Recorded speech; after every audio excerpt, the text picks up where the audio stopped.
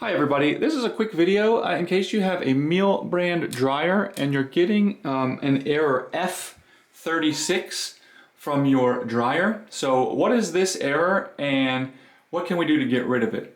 So first of all, the F36 error is a defective contact on the door. So you will probably need to have that replaced and you'll probably need to call a technician to do that. However, before you do that, there's one thing you can do to try to clear this error out before having to get somebody to come out and look at it, and that is to do a hard reset on the machine, as it may clear this error out. So all we need to do that is just turn the machine off and then disconnect it completely from power, either unplug it from the wall or turn it off at the circuit breaker, and leave it unplugged for a full minute.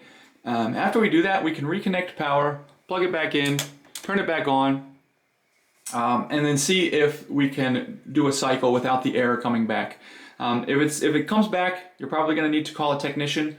However, this very well may clear it out. So anyways, hope this helped. Thanks a lot for watching. Have a great day.